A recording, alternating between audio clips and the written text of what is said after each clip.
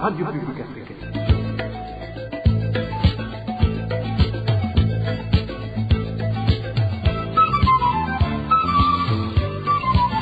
Radio Publique Africaine.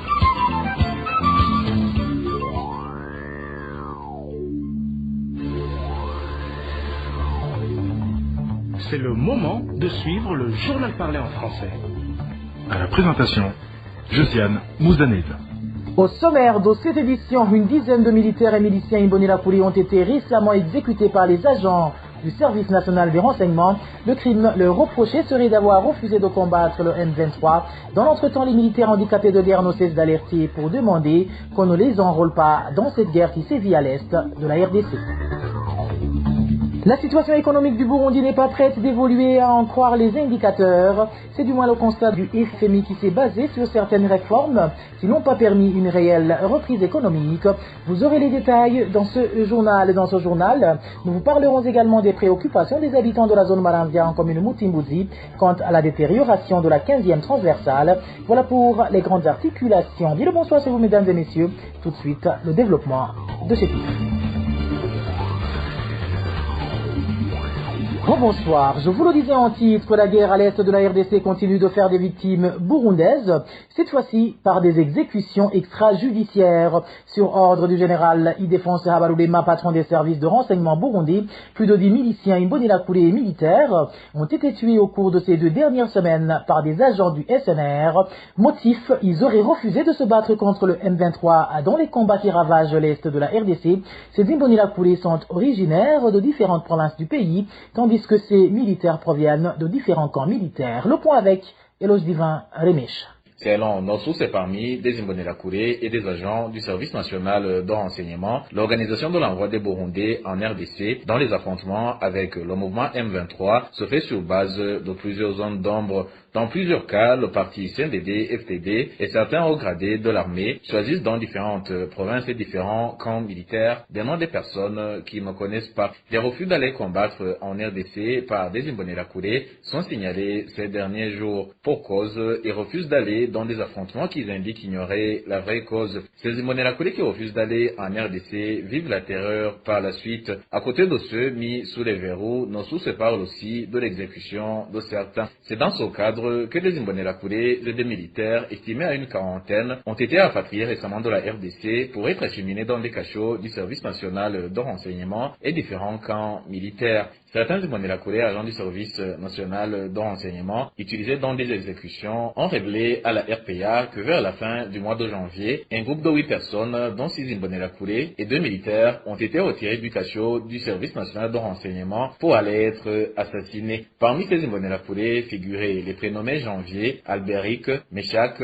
Langer et le nommé Kamatari. Nos sources n'ont pas pu connaître les noms de toutes ces 8 personnes tuées, mais nous ont précisé que l'exécution des 8 personnes a eu lieu dans la nuit du 30 janvier dernier dans une brousse située à proximité de la cimetière d'Ebanyamulenge, tuée en zone de Gatumba. Selon nos informations, ces personnes ont été sauvagement exécutées sur ordre du patron du service national de renseignement, le général Ildefonse Habarurema. Ils ont été retirés du cachot du service national de renseignement, puis embarqués à bord d'un véhicule de ce service immatriculé D6403. Le chauffeur de ce véhicule était un certain Désiré, qui était en compagnie d'un autre prénommé Albert, connu dans des exécutions commanditées par le service national de renseignement. La rédaction de la RPA cherche toujours les identifications de toutes les personnes assassinées. Nous y reviendrons dans nos éditions ultérieures. Éloge Divin Remiche, à propos justement de cette guerre, certains militaires des bataillons 112, 121 et 122,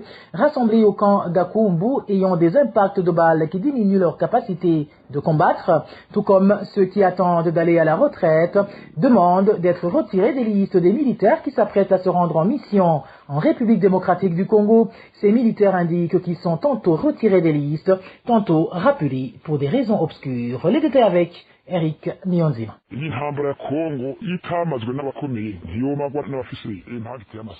Il s'agit d'un des militaires rassemblés au Kagakumbu avant d'embarquer vers la République démocratique du Congo. Certains d'entre eux sont en âge avancé et d'autres indiquent que les impacts de balles qu'ils ont subis ne leur permettent pas d'aller sur le champ de bataille et déplore qu'ils se sont expliqués pour être retirés des listes, mais en vain. Ces militaires révèlent d'ailleurs qu'ils n'allaient pas au combat d'habitude.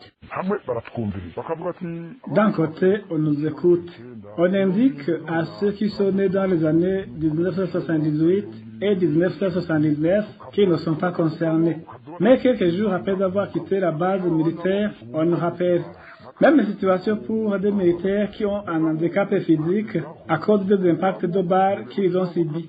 Ces derniers ne participaient pas en principe dans ces combats en RDC, mais actuellement, on nous sélectionne pour nous renvoyer dans nos cas de provenance respectifs, mais curieusement, après quelques décisions, on nous rappelle. De plus, ces militaires font savoir que le haut commandement de l'armée leur demande des pièces justificatives alors qu'ils n'en ont pas. Je me demande par exemple moi, qui ai reçu une balle, ce à quoi je peux servir, vu que je ne suis même pas capable de patrouiller, mais nos fériés rétorquent que nous allons faire ce que nous pouvons ou leur présenter une justification écrite. Pour certains, ces pièces sont conservées au domicile et d'autres n'en ont plus, mais quand même les impacts sont visibles. Ces militaires demandent à l'état-major général de l'armée de leur trouver du travail approprié à leur situation au lieu de les envoyer sur le champ de bataille, alors qu'ils n'en sont pas capables. À ce propos, la rédaction de la RPA a essayé de joindre Florier Wiereke, le porte-parole de l'armée burundaise, mais il n'a pas décroché son téléphone. Merci à toi Eric Niyonzima. Le mouvement des femmes et filles pour la paix et la sécurité au Burundi, dénommé Inamahoro, se dit préoccupé par la décision du gouvernement du Burundi de s'engager dans une guerre en RDC qui ne concerne pas le Burundi. Pour le mouvement Inamahoro, le Burundi, en tant que voisin de la RDC, devrait aider à éteindre le feu au lieu de prendre parti. Suivez plutôt Marie-Louise Barichako, présidente du mouvement Inamahoro. Le mouvement Inamahoro, Femmes et filles pour la paix et la sécurité, est préoccupé par la décision prise par le Burundi de s'engager dans le conflit en cours en République démocratique du Congo, un pays voisin, où, au lieu d'être le voisin qui éteint le feu, comme on appelle le voisin dans notre langue, il prend parti au lieu d'aider à arrondir les angles pour véritablement aider notre pays voisin et frère. Dans ce conflit en RDC, le groupe rebelle M23 s'affronte avec les dirigeants de son pays. Nous ne reviendrons pas sur l'objet de ce conflit, c'est une affaire interne à la RDC et ses citoyens. Mais la question que nous nous posons est la suivante. Quel est l'intérêt de la République du Burundi dans ce combat? Qu'est-ce qui pousse le chef de l'État du Burundi à sacrifier l'intérêt de son pays et sa population en envoyant ses militaires à une mort sans cause d'intérêt national, jusqu'à engager même des jeunes civils à mesure que les militaires périssent en grand nombre? Les Burundais, les Burundaises, les parents et bien évidemment ces jeunes devenus la cible ne cessent de s'interroger sur ce que visent véritablement les dirigeants du Burundi en versant tout ce sang des enfants du pays. Lorsqu'ils comptent le nombre de tous ces enfants du Burundi qui périssent en RDC, se sentent-ils vraiment en paix avec eux-mêmes? Pour Marie-Louise Barichako, le président Évariste Ndayishimiye et ses proches collaborateurs devraient écouter les pleurs des parents et des veuves qui ne cessent de perdre les leurs dans cette guerre et couper court avec cette approche destructrice qui ne profite qu'à un petit groupe de gens et non à la nation. Encore une fois, Marie-Louise Barichako. Ceux qui sont rassemblés pour aller combattre en RDC sont perturbés par ce fait qu'ils sont forcés d'aller mener un combat qui n'est pas le leur, ne sachant même pas véritablement pourquoi ils vont se battre. Les parents sont aussi inquiets de ce fait que leurs enfants, des jeunes qui ne sont même pas militaires, sont pris comme des non-humains. Non qu'ils le veulent ou le demandent, ils sont conduits au champ de bataille dans un combat où tout ce qu'on en entend est le grand nombre de combattants burundais qui y périssent. Que doivent en conclure ces parents, ces familles, les épouses de tous ces combattants lorsqu'ils ne sont même pas informés du décès des leurs, et même quand ils l'apprennent, ils n'auront pas l'occasion de faire le deuil, de pleurer et d'enterrer. Qui pense à eux et qui leur vient au secours? Il semblerait que ces décisions émanent effectivement du chef de l'État lui-même. Il est vrai que c'est lui le commandant en chef, mais aurait-il oublié que le droit va toujours avec le devoir? et que, avant toute chose, il est le président du Burundi et des Burundais et que leur intérêt prime sur toute autre chose qui pourrait le préoccuper. C'est cela que nous souhaitions lui rappeler, tout en lui demandant de laisser cette approche destructrice de ceux dont il a la charge pour un intérêt qui n'est pas du tout du Burundi. Même s'il y avait un autre intérêt qu'il y voyait, comme il ne profite pas au Burundi et à son peuple, qu'il l'abandonne et mette en avant son devoir et ce que les Burundais attendent de lui. Parlons à présent droits de l'homme où l'Alliance mondiale de la société civile, Civicus en sigle, a annoncé ce jeudi avoir ajouté la journaliste burundaise Floriane Ilangabiyé, actuellement emprisonnée, à sa campagne Stand as Witness ou encore Soyez mon témoin, une campagne qui plaide pour la libération immédiate des journalistes, activistes, dissidents et défenseurs des droits humains qui sont injustement emprisonnés dans le monde entier. Floriane Ilangabiyé rejoint 19 autres personnes emprisonnées dans le cadre de cette campagne partout dans le monde. À ce jour, 25 personnes ont été libérées grâce à cette campagne dans différents pays de la planète. Notre décision d'ajouter Floriane Ilangabiyé à l'initiative Stand as My Witness souligne la nature tragique et injuste de son emprisonnement, a déclaré Asma Darwish, chargée de campagne de Civicus pour l'initiative Stand as My Witness.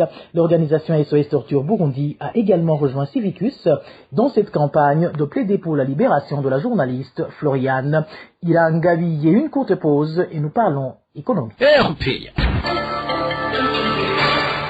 Certaines réformes n'ont pas permis la réelle reprise économique au Burundi selon les récentes conclusions des experts du FMI. Lors de leur visite dans le pays au mois de janvier, ces experts ont remarqué notamment la persistance du bas niveau des réserves de change. Émile Nivassoumba. Le niveau des réserves de change est resté relativement bas au Burundi. Les experts du Fonds monétaire international parlent d'environ 96 millions de dollars, équivalent à 24 jours d'importation. Ces experts évoquent quelques raisons qui ont permis d'atténuer la pression sur les réserves jusqu'à la fin de l'année 2023. C'est notamment les transferts de fonds privés, les exportations d'or, le premier décaissement du FMI au titre de la facilité élargie de crédit, ainsi que d'autres appuis des bailleurs de fonds. Ainsi, la viabilité extérieure reste un défi, selon ces experts qui ont effectué une mission d'une dizaine de jours au Burundi pour des discussions liées à la facilité élargie de crédit de 38 mois approuvée par le FMI en juillet dernier. La dépréciation du taux de change, qui était de 38% en mai dernier, a atteint 55% récemment, selon ces experts. Ils expliquent toutefois que la croissance économique, qui était de 1,8% en 2022, s'est redressée pour atteindre 2,7% en 2023. Mais une activité économique relativement faible au premier trimestre de 2023 et la pénurie de carburant ont entravé la reprise économique.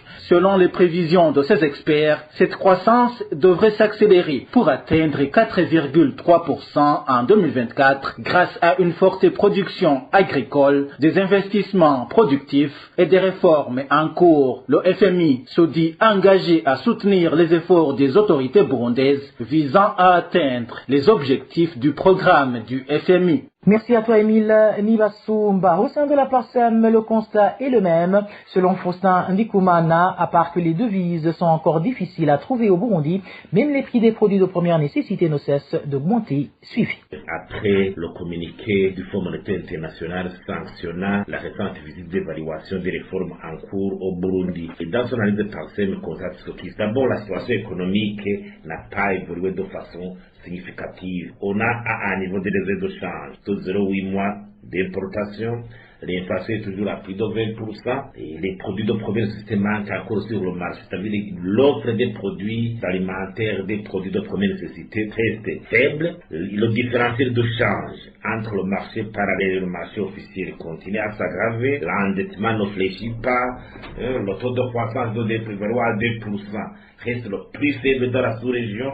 D'autres pays de la sous-région en 2023 viennent d'enregistrer un taux de croissance de 7, 8, 9. Le Burundi reste à la queue du peloton. Il faut s'approprier de ces réformes. Il ne faut pas que le FMI soit considéré comme une institution qui va faire le gendarme. Non, on doit s'approprier pour que le Burundi sache là où il va arrêté. Et le président de la PARSEM de souligner que croire qu'un taux de croissance dans l'agriculture et l'élevage va changer quelque chose dans l'avenir est un peu difficile car le secteur agricole n'est pas du tout stable au Burundi. Ainsi, Faustin Ndikumana invite le gouvernement à établir des réformes qui vont permettre l'amélioration des affaires. Encore une fois, Faustin Ndikumana. Donc, les perspectives d'avenir annoncent qu'il y aura un taux de croissance de 4,5% suite au secteur agricole sont à analyser avec pincette. D'abord, PARSEM invite le gouvernement à faire les réformes qui doivent remettre le pays sur le chemin de la croissance, de la stabilité politique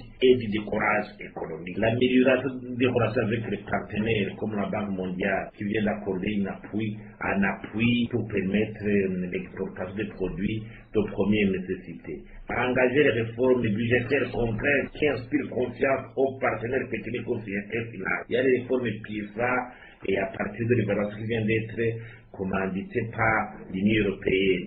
Le gouvernement doit faire sienne les réformes ici de cette évaluation. Il faut laisser le mouvement, les ONG entrer, les touristes, les effets potentiels pour venir faire des transactions ici au Burundi en devise, parce que tout devise qui entre au pays doit alléger la souffrance des Burundais au niveau de son déficit de disponibilité des devises. Et quant à la croissance qui serait alimentée par le secteur agricole, il faudra raison avec pincette parce qu'une croissance basée sur le secteur agricole ne serait pas stable au Burundi. Vous savez que la production agricole est volatile, elle évolue en dents aussi. Le secteur agricole souhaite toujours à des défis structurels qui ne sont pas encore surmontés. Donc j'imagine quelque part, il faut engager le pays sur une voie des réformes liées à l'amélioration de l'environnement des affaires. Le gouvernement devait prendre la pratique d'évaluation des clauses des principes du doing business et de la CPI pour relancer l'investissement. C'est regrettable que le Burundi soit toujours classé parmi les pays qui n'offrent pas un environnement des affaires favorable aux investisseurs alors qu'il en a tant besoin. Il faut que le gouvernement table sur des actions qui pourraient faire une valeur ajoutée dans le pays. D'abord, les infrastructures, les routes, l'eau, l'électricité, l'internet, la sécurité pour permettre aux activités économiques 24 heures sur 24 heures, le renforcement des institutions de l'État, notamment par exemple le ministère des Finances. Il faut des ressources humaines compétentes pour gérer les réformes. Il faut des bonnes lois, un environnement macroéconomique bon, la lutte contre la corruption, avec des actions concrètes, la lutte contre la corruption, les infractions concrètes. Alors, on constate que le problème est qu'il y a encore des esprits réfractaires au changement qui mettent les bâtons dans la rue pour bloquer la bonne avancée des réformes. Parlons à présent gouvernance, où il n'est pas normal qu'un fonctionnaire du gouvernement se retrouve sur une liste du personnel fictif et que son salaire soit arrêté alors qu'il se présente quotidiennement au service. Réaction de l'ancien président du syndicat des travailleurs de l'éducation, Stéban Sigle, après que plusieurs travailleurs du ministère de l'Éducation n'aient pas bénéficié de leur salaire du mois de janvier parce qu'ils ont été mis sur cette liste. Et la Linibidi demande au ministre de tutelle et aux syndicalistes de plaider pour eux pour qu'il y ait une vérification rigoureuse afin que ces erreurs administratives ne fassent pas de victimes suivies. Il est impensable qu'un fonctionnaire qui est au service voit son salaire arrêté. D'une part, il est impensable, d'autre part, qu'un fonctionnaire qui est au service se voit rayé de la liste du personnel. Normalement, quand ces listes ont été élaborées, il fallait qu'au niveau du ministère de l'Éducation, au niveau même de la fonction publique, qu'il y ait enquête et qu'ils reprennent le recensement concernant ces fonctionnaires, qu'ils reprennent la vérification et qu'eux aussi ils donnent l'occasion à ces fonctionnaires, à ces enseignants de porter recours, tout simplement de se manifester. Alors, si on en est au point que leur salaire soit arrêté, c'est une injustice. C'est une injustice, c'est une faute administrative de la part de ceux-là même qui devraient protéger l'administration, car un fonctionnaire qui est au service doit être payé. Et c'est pas normal d'ailleurs que l'on puisse dire qu'une personne n'est pas au service, que ça fasse 2 mois que les salaires soient arrêtés. Ça, c'est de l'injustice. C'est tout simplement une manipulation qui est en train de se faire, car ce qui se fait dans l'administration burundaise, dans la plupart des cas, il y a des montages, en fait des critères non professionnels qui guident souvent le fonctionnement des écoles, le fonctionnement de l'administration. Sinon, les enseignants qui, vu qu'ils ne sont pas sur la liste, avaient le droit de recours et le droit d'être réhabilités dans leurs droits. Ce que je recommande, c'est qu'il puisse y avoir encore une fois vérification, que les enseignants qui sont au service soient réhabilités, mais aussi que les syndicats des enseignants puissent soutenir ces enseignants afin qu'ils les aident dans les démarches. Et souvent, ils sont très éloignés des centres urbains et souvent ils n'ont pas de permission parce que ils n'ont pas de remplaçants. Il n'y a pas d'autres professeurs qui peuvent servir comme suppléants. Quitter le service constitue déjà une faute professionnelle quand la classe reste vide. Et je recommande alors au syndicat des enseignants de soutenir ces enseignants afin de les aider dans les procédures, et au ministère de l'Éducation de protéger son personnel. Si quelqu'un est au service, s'il y a par exemple un recensement qui omet l'un ou l'autre enseignant, qu'il revoie la liste et qu'il organise des descentes sur terrain pour constater les faits. Eulalie Nividzi, ancien président du syndicat des travailleurs de l'éducation, STEB en sigle. Et puis les habitants de la zone Maramvia en commune Mutimbuzi, province Bujumbura, sont préoccupés par la détérioration de la 15e transversale, devenue impraticable surtout pendant cette saison pluvieuse. Ces citoyens demandent que cette route soit réhabilitée dans la mesure où ils donnent une contribution pour cette fin. Et le reportage est signé Emmanuel Niungeku. Ce tronçon de la 15e transversale Maramvia endommagé cause des difficultés aux habitants pour le déplacement, devenu inaccessible surtout lorsqu'il a plu. Ces citoyens indiquent qu'ils sont obligés de contourner la 14e transversale pour se rendre à leur lieu de travail ou pour rentrer à leur domicile. Un des habitants de Maramvia témoigne. Nous, habitants de la zone de Maramvia, commune Mutimbuzi, sommes attristés par la 15e transversale très endommagée et qui est devenue impraticable. Elle est remplie de nids de poules et de la boue. En cas de pluie, aucun vélo, moto ou véhicule ne peut y accéder. Ils doivent passer par la 14e transversale Maramvia. Ces habitants demandent que cette route soit réhabilitée dans la mesure où ils donnent une contribution pour cette fin, mais indiquent qu'ils ne savent pas sa finalité. La collecte de cet argent aurait été ordonnée par le responsable de la 15e transversale, en la personne de Lucevert Kavacha, selon notre source. Il y a quelques jours, on a commencé à exiger une somme de 500 francs à chaque passant, surtout les samedis. On a érigé une barrière et cette contribution est payée par les bicyclettes, motocyclettes et véhicules, soi-disant que c'est pour l'entretien de la route. Nous n'avons pas su la finalité de cet argent et la route n'a pas été réhabilitée. Nous voudrions alors demander au chef de zone qui réside ici même à Maramvia, en collaboration avec l'administrateur, de s'activer pour que notre route soit de nouveau accessible. À ce propos, la rédaction de la RPA n'a pas pu joindre Albert Chimilimana, le chef de la zone Maramvia, encore moins Siméo Butoyi, administrateur de la commune de Mutimbuzi, pour recueillir les réactions. Merci à toi Emmanuel Niyongekou, et c'est sur ton reportage que nous mettons fin au journal de ce jeudi 8 février 2024. Merci pour votre aimable écoute. Merci également aux équipes rédactionnelles et techniques pour leur franche et parfaite collaboration. À la présentation de ce journal, vous étiez avec Josiane Mouzaneza. Passez de bons moments chez vous. Au revoir.